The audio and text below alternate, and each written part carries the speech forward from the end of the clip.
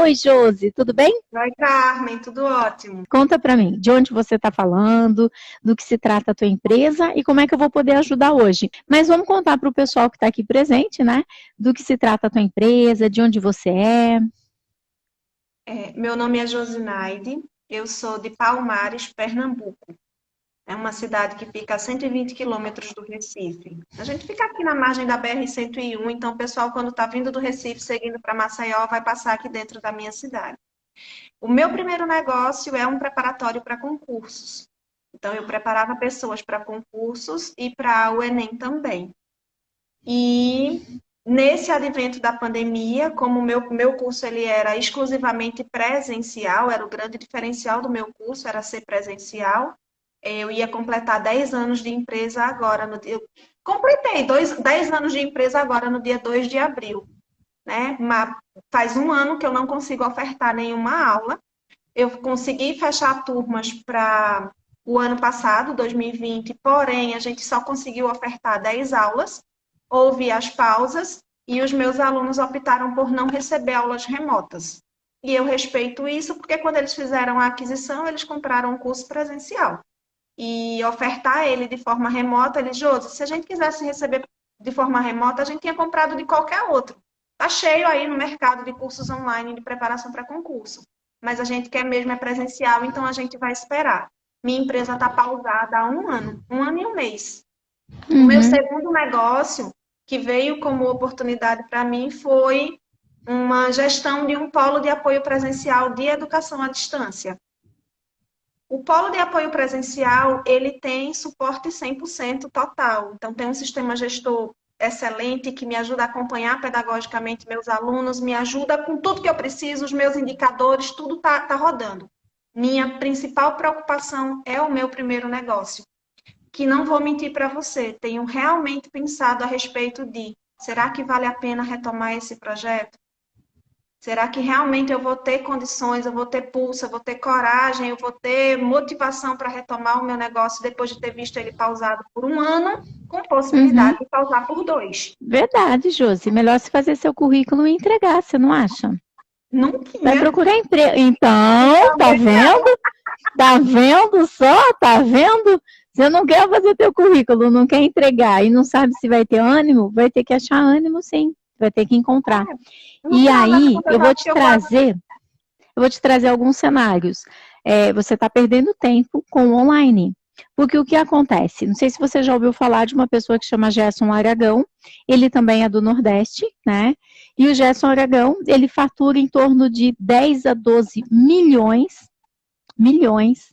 por ano com cursos para quem vai passar em concurso público. Existe um nicho gigantesco e eu entendo que as pessoas para quem você vendeu, né, presencial, eles querem presencial, tá tudo bem. Mas existe uma quantidade de pessoas nesse Brasil que você deveria avaliar qual é o nicho que você mais tem aprovação de concurso, vai buscar um depoimento dessas pessoas e venha para online. Venha para online. Você vai ter um volume de pessoas muito maior. Como é que você me conheceu? pelo online, pelo link. E olha aí você conversando comigo pelo online. As pessoas, elas conversam pelo online. E o que te chamou a atenção quando você me conheceu? Por que você resolveu me seguir? Então, sabe esse meu Então, primeiro negócio? Eu ah, passei por um perrengue terrível, terrível com colaboradores. Na verdade, eu tenho a impressão que eu fiquei carregando um zumbi nas minhas costas devido a uma questão com colaboradores. Tive 3 pedidos de demissão ao mesmo tempo, no mesmo dia, depois de anunciar para o time que a gente ia abrir uma nova unidade, eu recebi 3 pedidos de demissão no mesmo momento. imagina, que pensamento pequeno deles. Agora, mas você não me respondeu. Por que você me segue? O que você encontrou no meu Instagram que fez com que você quisesse me seguir? Orientação sobre contratação de pessoas e como cuidar dessas pessoas dentro da minha empresa para fazer eles me darem resultado, me ajudar a ter resultado. Segura a tua resposta, porque é isso que você tem que criar no Instagram para concurso público. Você vai criar um Instagram onde você vai ensinar tudo para as pessoas como elas fazem para passar em concurso. tirar as dúvidas dos alunos, fazer as lives, mostrar para eles que sim, é possível passar em concurso, mostrar quem já passou o concurso, né? Mostrar quem já passou o concurso. E aí você vai ter os seus depoimentos, que a gente chama no marketing digital de prova social, né? Uma prova de que realmente, que nem a Neide, que fofo, a Neide é minha aluna. E ela acabou de dizer, Carmen é top demais, é verdade? E é verdade. E o que eu mais gosto, né, que quando as pessoas se tornam meus alunos, né, eu tenho vários depoimentos que a pessoa fala assim, nossa, eu achava que tudo você já tinha falado na live, eu nunca imaginei que você tinha mais coisas para falar. Eu tenho mais coisas para falar. E é infinito. Se eu for dar aulas durante anos e anos, vão surgir coisas novas, porque sempre surge um problema novo. E assim, o mundo digital é gigantesco, mas você vai precisar aprender uma coisa que chama tráfego. Já ouviu falar essa palavra? Tráfego é quando eu trago as pessoas, eu trafego as pessoas até mim. Então, quando eu coloco meus vídeos, minhas lives, eu faço publicações pagas, especificamente para empresários. Só que como quase ninguém escreve que é empresário, eu vou em públicos de interesses. Então, as pessoas que se interessam por pequenas empresas, grandes negócios. Você já assistiu esse programa? Muito. As pessoas que se interessam em pequenas empresas, grandes negócios, revista Exame, revista Época, provavelmente são empresários. Provavelmente são empresários. Você S.A. acaba sendo mais para empregados, porque fala muito de carreira. Como subir na carreira. Tem tudo a ver com a tua área de concurso, mas não tem a ver com a minha. Porque acaba falando muito de carreira, como subir, como se tornar gerente, coisas assim. Então, a gente tem que anunciar o nosso conteúdo para as pessoas certas. E entregar o máximo possível de valor. Entregar valor, porque esse Brasil precisa. O Brasil precisa de informações. A minha alegria é quando um empresário fala assim, Carmen, eu era refém da minha equipe. Eu cheguei na minha empresa e coloquei as regras. Gente, isso para mim não tem preço. Não tem preço. E você pode ensinar tudo no Instagram. E ainda assim, as pessoas vão comprar o seu curso. Porque elas vão querer algo mais. Elas vão querer ficar mais tempo com você. E aí elas compram.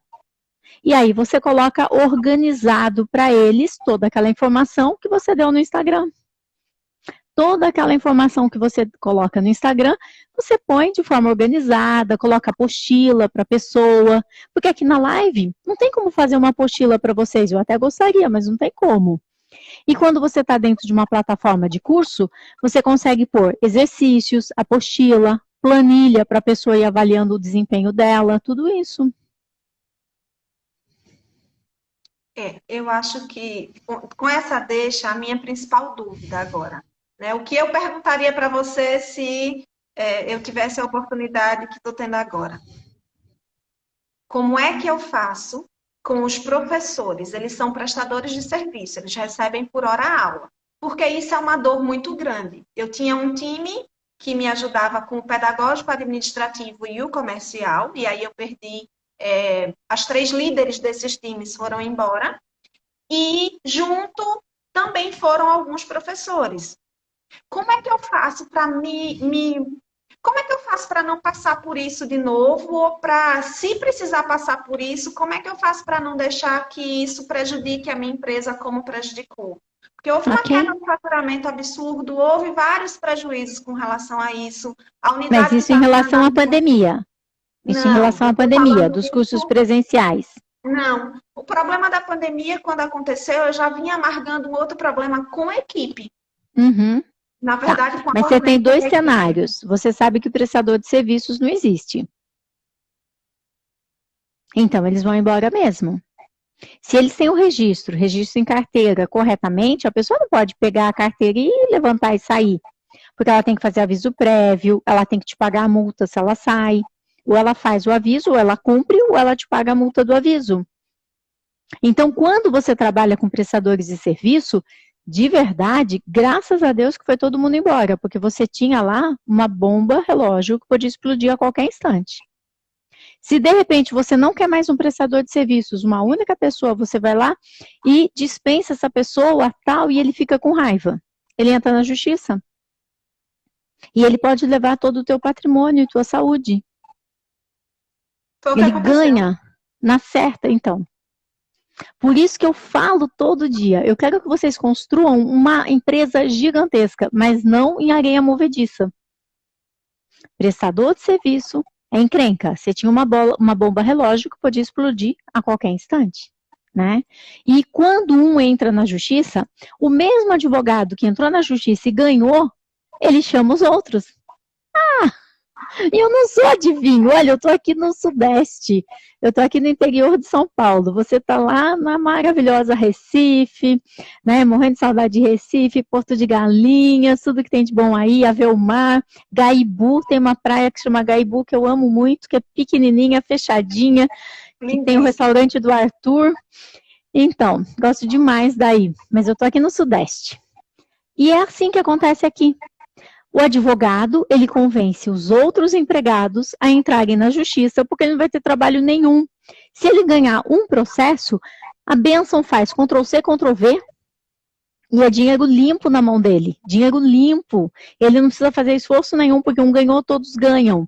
Então, a gente não vai fazer isso. Ainda bem que todos saíram. Tem um cara lá em cima que está cuidando de você.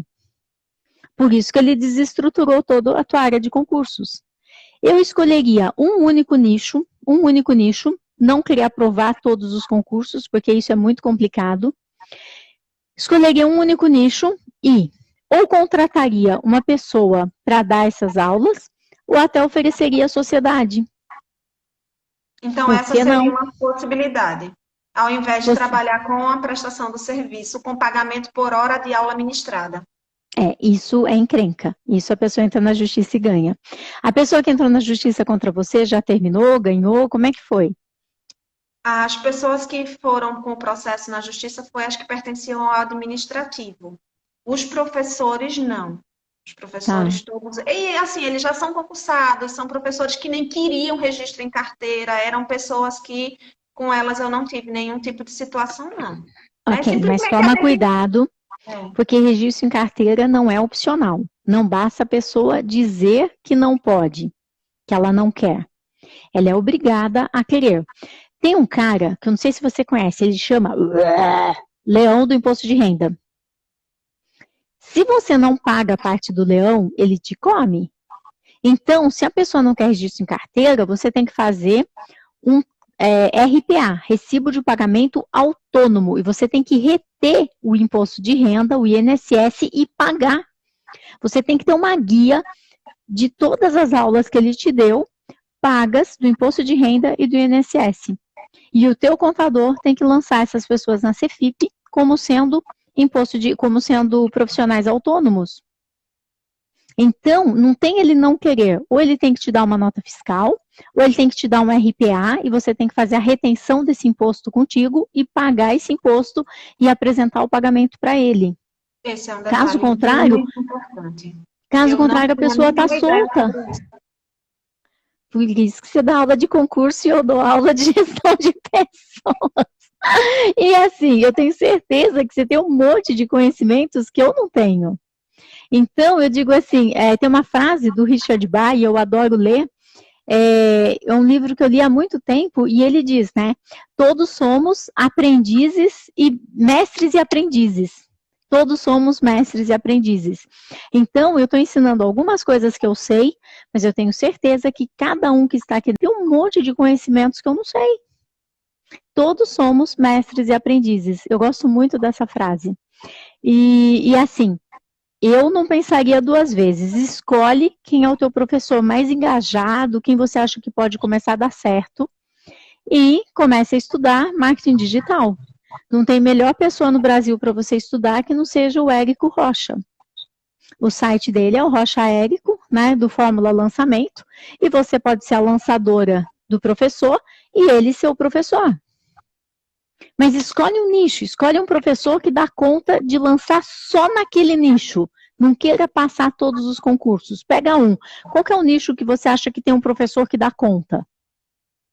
Carreiras policiais. Pronto, fechou. Aí, o que acontece?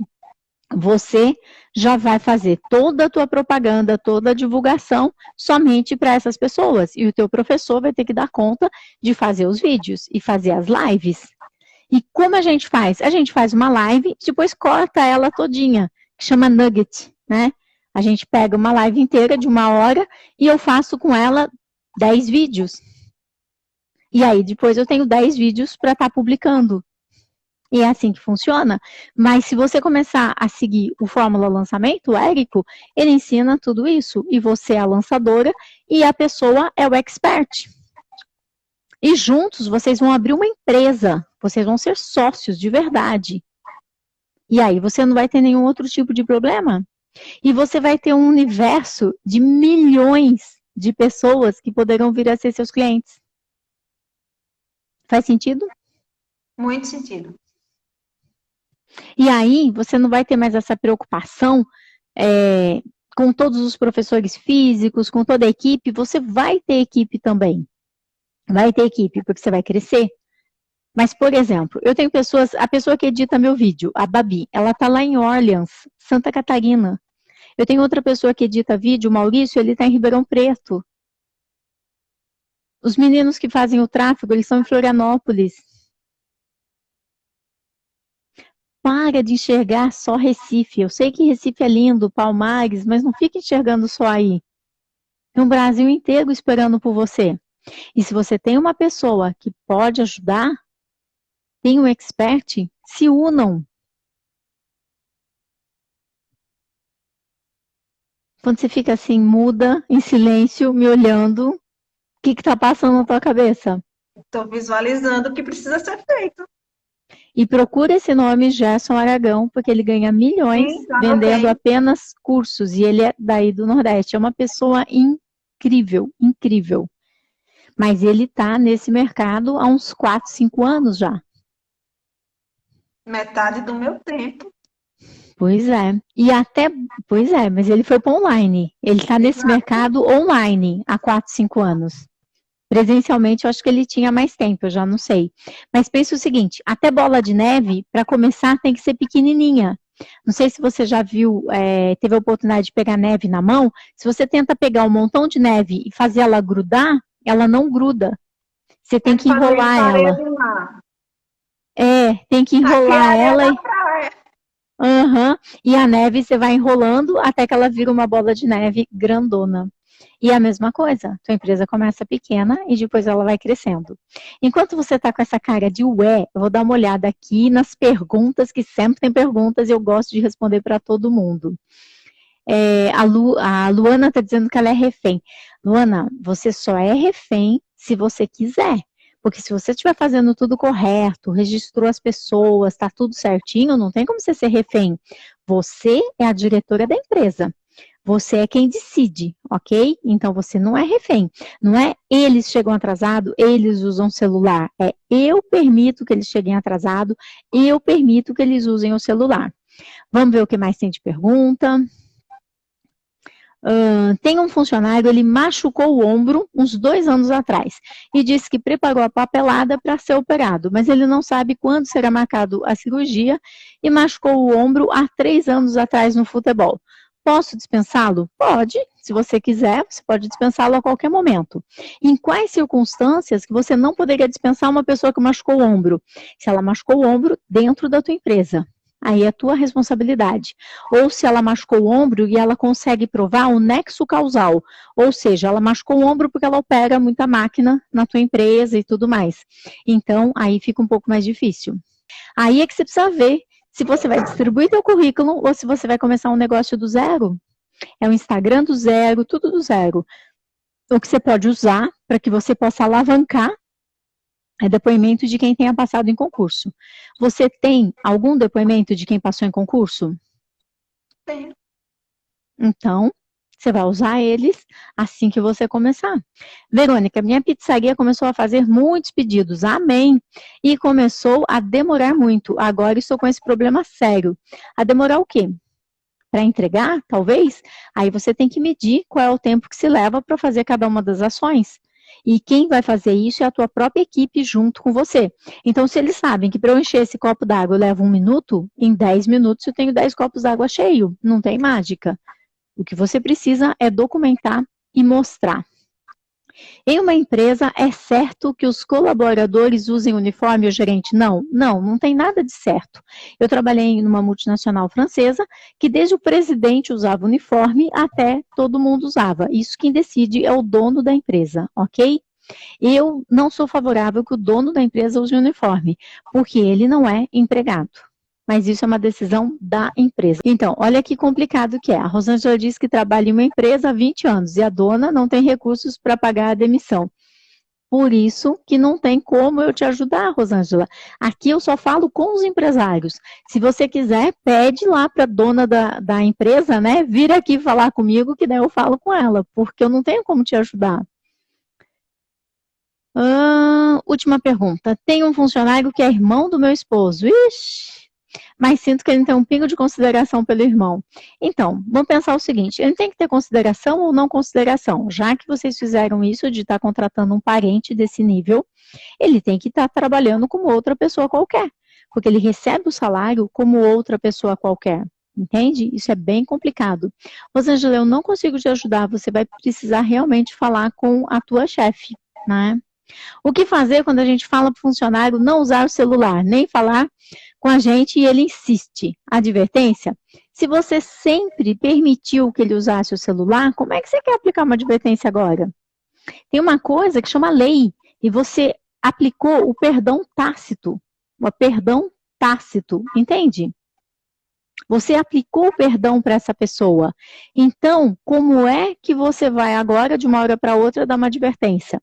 Primeiro, você vai ter que criar uma regra, documentar a regra, dizer para todo mundo, a partir de agora, né? A partir de agora, você já não vai mais poder usar o celular. E aí você tem que saber e colocar tudo nessa política. Usar o celular, portar o celular, carregar o celular, e se roubarem o celular, o que vai acontecer? Tudo isso tem que estar escrito. Todo mundo assina e aí sim você pode aplicar uma advertência. Pronto, Josi, voltei aqui com você. O que você ficou pensando nesse intervalo que eu estava aqui falando com o pessoal? Eu fiquei pensando na quantidade de informações que o dono do negócio não tem. E eu vi você falando sobre o contador e as funções do contador, o que ele faz e o que ele não faz. Quando eu fui abrir a empresa, se eu tivesse recebido essa quantidade de informações que você hoje passa para a gente nas suas lives e, enfim, nos seus tira-dúvidas e tudo mais, muito provavelmente eu não teria tido problemas com o time. Era um assunto que eu sempre achei muito complexo, muito chato, não era uma coisa que me atraía e que eu achava que o contador ia resolver tudo. E no final das contas não resolveu foi nada, né? Me trouxe um monte de problemas. Um monte de coisas que Eu tenho uma coisa para te contar. Não dá nem para listar aqui. Quando eu abri minha empresa, eu ficava ligando para o contador para tudo. Eu não sabia como emitir nota fiscal, eu não sabia nada das coisas. E às vezes o contador, ele queria me ligar para cobrar alguma coisa que eu não tinha feito direito, que eu tinha feito errado, eu mandava falar que eu não estava. Era quase como se o contador fosse meu chefe e eu tentasse fugir dele. Eu achava que o contador entendia tudo e que o contador, aquilo que ele falasse para eu fazer, eu iria fazer. Mas ele não tem conhecimento. Ele não tem conhecimento, porque na faculdade de contabilidade, ele não aprende DP, RH, ele só aprende essa parte de DP para fazer a conciliação com a folha, os impostos da folha de pagamento, e não a folha em si.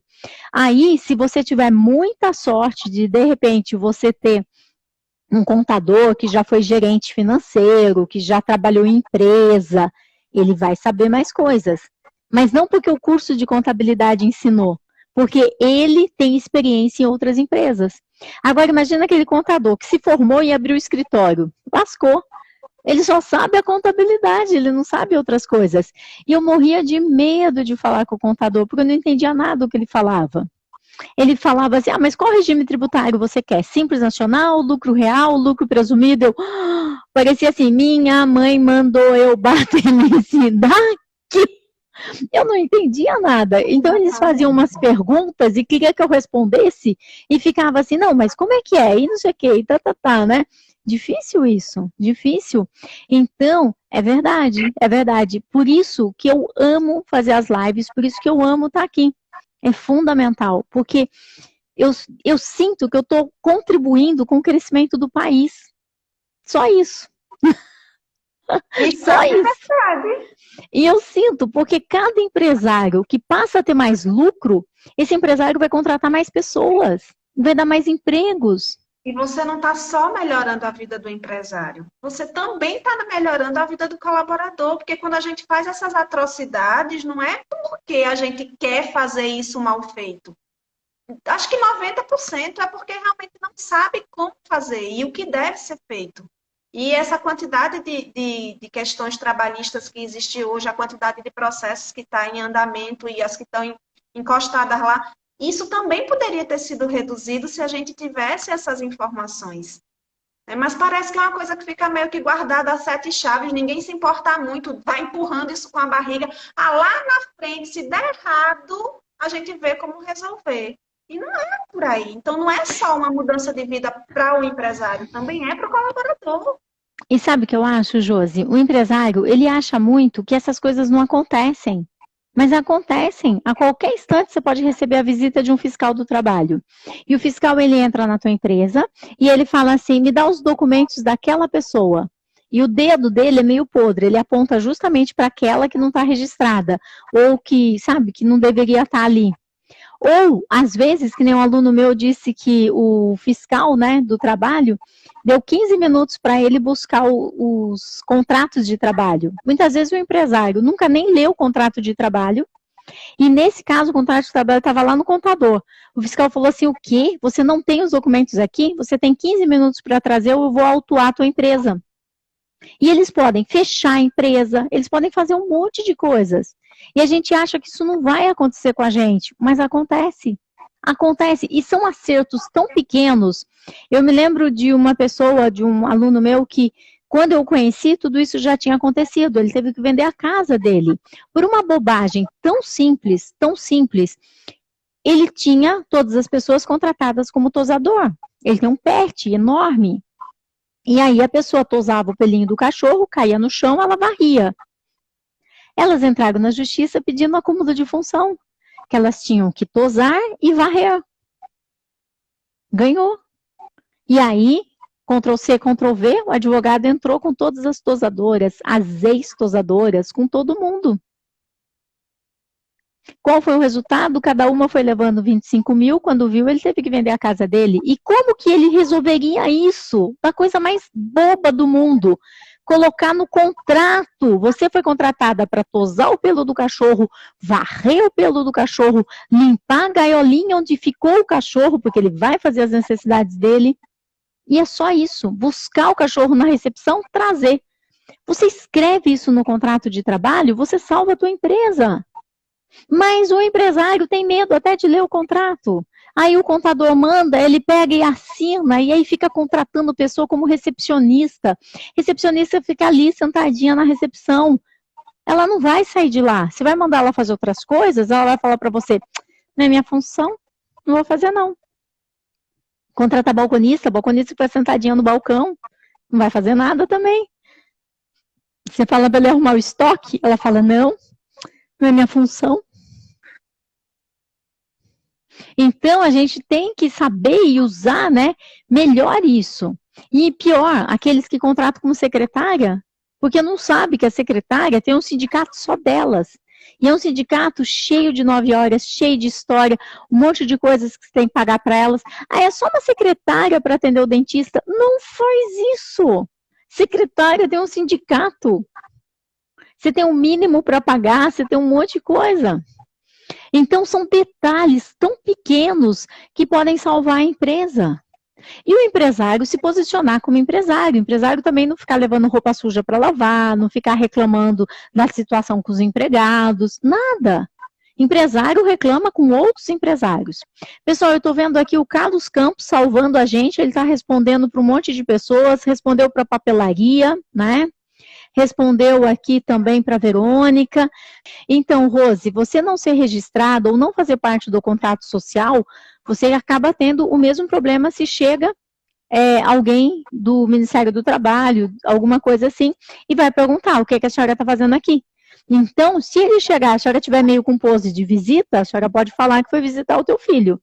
Mas se a senhora estiver ali, com a mão no trabalho, com a mão na massa, trabalhando, realmente ele vai ter problemas. Vai ter problemas. Então, a gente tem que tomar muito cuidado com isso. Mas, Josi, diga, e o que mais eu posso te ajudar? Eu acho que é uma sugestão. Eu me lembro como eu me senti quando eu recebi as notificações. Né? Eu botei para tremer, eu botei para chorar, eu fiquei arrasada. E foi uma coisa que mexeu muito comigo quando você fala que mexe com a saúde, mexe, de verdade. Né? Eu passei 8 meses sem comer e sem dormir, e depois eu acabei desencadeando pneumonias umas atrás da outra. Assim. Foram 4 pneumonias dentro de 1 ano e meio. Uau! A minha imunidade foi para as cucuias e tudo começou a desandar. Tudo, absolutamente tudo. Né? Mexeu muito, muito mesmo. E aí o que é que acontece? Quando eu precisei contratar novas pessoas para poder recompor o que estava acontecendo, a minha sensação era, puxa vida, eu vou passar por tudo isso de novo. Né? E aí, a relação minha com as pessoas, eu precisei cuidar bem para não trazer uma coisa que tinha acontecido ruim lá atrás para as novas pessoas que estavam chegando. Confesso para você que eu passei um bom tempo para poder organizar essas emoções dentro de mim e poder contratar as pessoas de uma forma para ter um relacionamento saudável. É lógico que eu mudei várias coisas, eu mudei vários comportamentos que eu tinha. Primeiro porque eu comecei a trabalhar dentro da padaria do meu pai, então eu entendia trabalho com família. Meu pai tinha uma padaria, então era eu, meu pai, minha mãe e minha irmã, nós trabalhávamos tocando a padaria. E eu acabei trazendo esse comportamento de trabalho familiar para dentro da minha empresa quando eu abri. Então tinha questões emocionais ali envolvidas. Né? Quando eu recebi o pedido de demissão, eu me sentia a pessoa mais rejeitada do mundo. E assim como você, eu levei para terapia também. Você teve lá uma coisa que eu vi sua que você levou para terapia do homem que falou que você não era muito meiga. Então, eu também levei essa situação para terapia e eu acho que foi libertador naquele momento, quando eu consegui ajuda e disse, ó, tu tá trazendo os comportamentos da tua família, do teu negócio com a família, você está trazendo para dentro e está encarando todo mundo como família. Então, eu também tive que mudar esse comportamento de como eu enxergo as pessoas que trabalham comigo. Eles não são minha família. Né? Então, quando alguém vier me pedir demissão agora, provavelmente eu vou ficar bem, eu não vou ficar tanto tempo sem comer e sem dormir. Mas a minha preocupação era não deixar que aquilo que tinha acontecido de uma experiência que para mim tinha sido muito negativa, trazer isso para as novas pessoas que estavam comigo. Então, eu fico imaginando as pessoas que não desenvolveram isso. Será que não é por isso que no nosso país a gente tem tantos patrões que se comportam de uma forma que acaba provocando um certo litígio na relação? Será que não é porque tem trazido essas experiências para dentro do relacionamento atual? Tanto patrões quanto empregados, né? Às vezes o empregado também, ele teve uma experiência muito ruim com o patrão que ele teve e quando ele entra na empresa, ele fica com o pé atrás. Então, a gente tem isso, né, chama imprinting, né, que a gente traz uma experiência do passado para o presente. Isso pode sim acontecer. E essa história de que o empresário, né, um cliente meu, ele disse que eu não era meiga. É verdade, eu estava fazendo treinamento com toda a equipe dele, com os gerentes, supervisores.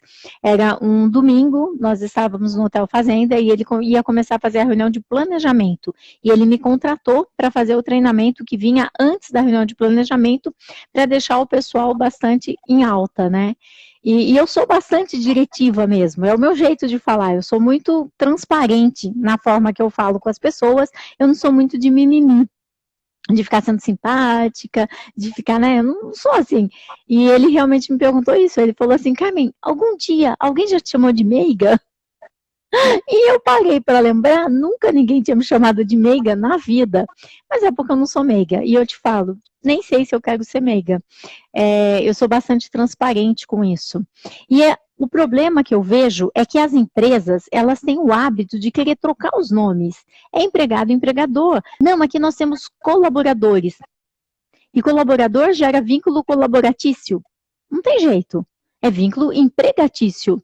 Ninguém procura nos classificados colaboração. Eles procuram emprego. A gente quer um emprego, a gente não quer colaboração. Isso não existe. E aí as pessoas começam a inventar coisas, né? Inventar coisas. Aqui somos todos uma família. E quando você vai mandar embora? Você fala o quê? Olha, você deixou de ser da minha família, viu? Agora você vai ser para mim como um ex-filho. Não existe isso. São pessoas, cada uma tem os seus objetivos e que elas se reúnem porque cada uma tem os seus objetivos. Naquele momento, elas querem aprender aquele tipo de atividade que elas estão desenvolvendo. E tá tudo bem. E tá tudo bem. Elas querem aprender, elas querem crescer, elas precisam muitas vezes do dinheiro, às vezes o dinheiro elas estão usando para pagar outra coisa que ela quer. Tá tudo bem. Ah, a pessoa vai entrar, trabalhar comigo e vai ficar comigo para sempre. Não vai. Eles vão sair e está tudo bem. E graças a Deus que eles vão sair. Pessoas que trabalharam comigo, Josi, elas cresceram tanto, tanto, que eu jamais conseguiria alcançar. Eu tenho a Luciana, que ela é diretora corporativa em Madrid. Ela se mudou para lá com o esposo e com o filhinho. Ela cuida de 25 plantas internacionalmente. E ela trabalhou comigo 4 anos. 4 anos é um bom tempo. Sim. E ela ficou comigo dos 17 aos 21. E aí ela foi para uma multinacional alemã, da alemã ela foi para uma francesa, da francesa ela foi para uma europeia e hoje ela está em Madrid. Imagina o orgulho que eu não tenho. No Natal ela estava aqui. Quando ela vem para o Brasil, ela vem na minha casa. Eu tenho a Girlane, que ela é controller, ela estava na Alemanha. A Lúcia, ela é diretora no Rio de Janeiro. Todas elas saíram daqui, da minha cidadezinha do interior. E foram para o mundo. E se eu começar a falar... Oi? E você tem parte nisso. Então, eu sei que eu tenho, mas é porque eu ensinei generosamente. Elas têm todos os processos e quando elas saíram, elas ensinaram outras pessoas. Cada uma das pessoas que trabalhou comigo, elas têm as suas crias lá dentro. Então, as pessoas, elas ficam apegadas, muitas vezes, àquela pessoa que as treinava. E aí a gente vai criando uma empresa de sucesso, porque a empresa cresce. Mas eu não vou segurar pessoas para trabalhar comigo. Pessoal, tem muita gente falando, né, sobre várias pessoas, o Carlos respondeu para as duas, perguntando se MEI pode ter estagiário. Tomem cuidado com isso. Por quê? A pessoa, ela tem que ser documentado que ela vai estar crescendo e se desenvolvendo na sua empresa. E se você é um MEI, talvez você ainda não tenha uma condição para contratar um estagiário para que ele possa se desenvolver na tua empresa. Estagiário, geralmente, ele vem de nível técnico ou de faculdade. E ele vai ficar somente 6 horas por dia na tua empresa. Então, eu fui estagiária. Se eu não tivesse sido estagiária, se uma empresa não tivesse aberto as portas para eu ser estagiária, eu não ia estar aqui. Eu fui estagiária numa multinacional americana que chama AMP do Brasil. E foi lá que a mulher sentava comigo e ela me ensinava tudo aquilo que eu fazia. Ela me ensinava a fazer entrevista, ela me levava a conhecer a fábrica, a ferramentaria, todas as máquinas que tinham lá dentro, a parte de torno, nossa, tudo eu ia conhecer. E ela ia me mostrando o que era cada máquina, o que fazia. Ela sentava comigo, eu fazia a entrevista do candidato, o candidato ia embora e ela dizia onde eu tinha que melhorar. Estagiário não é mão de obra. Estagiário é devoção. Estagiário não é para você contratar para ir lá operar a máquina, não é para você contratar para pôr na recepção. Estagiário é devoção. É uma pessoa que você vai se devotar para ensiná-la. Então, a gente tem que tomar muito cuidado. Então, o pessoal que é MEI, que está querendo contratar estagiários, né, fique atento a isso, fique bastante atento, porque tem toda a lei do estágio, né, tem toda a lei que exige. Conheci uma pessoa que ele me disse o seguinte: Josi, quando eu contrato uma pessoa, eu já contrato ela dizendo que ela tem 2 anos para se desenvolver. Se ele não tiver capacidade de liderar um time com 2 anos de empresa, ele já sabe que vai ser demitido, porque eu já conversei com isso sobre ele lá no momento da contratação. Isso, você concorda com isso? Você acha que isso é positivo no momento de uma contratação? O que você acha? Eu não me sentiria à vontade, nem como Respondeu contratadora. tudo. Respondeu tudo. Nem como contratada, nem como contratadora. É uma pressão desnecessária no momento errado. Você está pressionando a pessoa que mal entrou, que mal sabe o que vai fazer, né? Por exemplo, se eu quiser sair da minha cidade e ir até Palmares, e eu saio daqui hoje às 10 horas da noite, quantos metros eu vou enxergar? 3 metros. Quando eu percorro 3 metros, eu enxergo mais 3, mais 3, mais 3, e assim sucessivamente. E assim eu consigo chegar até Palmares. Palmares, falei certo ou errado? Correto. Tá. E assim eu consigo chegar até Palmares. E eu só preciso enxergar 3 metros. Então, quando você contrata uma pessoa que vai ficar 2 anos, e que aí então você vai tomar uma decisão, não se preocupe com os 2 anos, se preocupe com os 3 metros. Hoje você vai fazer isso, isso, isso. Durante essa semana eu vou te ensinar isto, isto e aquilo. Daqui um mês, e eu te digo, se essa pessoa em 2 anos, ela não tem o perfil que ele quer, a culpa é dele, a responsabilidade é dele, não do contratado. Ele não ensinou, ele não preparou, ele não deu condições. É muito bacana, eu trago uma pessoa e falo, olha, cresce aí que eu quero ver você crescer. Daqui 2 anos eu volto a colher frutos. Se o aprendiz não aprendeu, o supervisor não ensinou.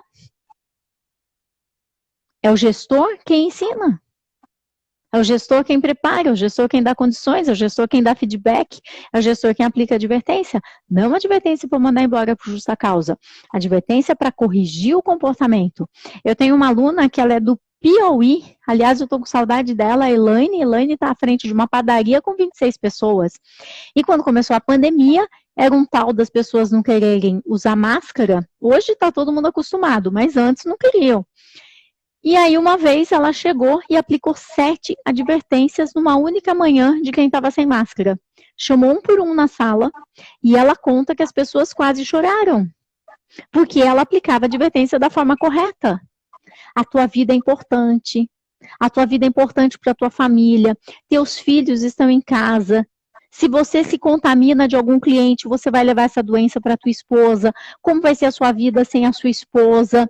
É por isso que eu estou documentando aqui que eu me preocupo com a sua saúde. Se você não se preocupa, eu me preocupo. E me preocupo com a saúde de toda a equipe, me preocupo com a saúde dos clientes, me preocupo com a sua esposa e com seus filhos que estão em casa.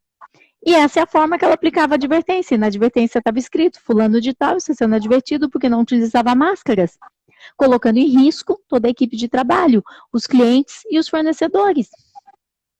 E aí a pessoa assinava e teve gente que quase chorou. Teve gente que falava assim, dona Elaine, nunca ninguém se preocupou comigo desse jeito. Tá vendo? Então, quando a gente aplica uma advertência da forma correta, a pessoa assina e agradece. Agora, essa ideia de, se você não fizer isso, eu vou te dar uma advertência. Isso não serve para nada, isso é ameaçar a pessoa.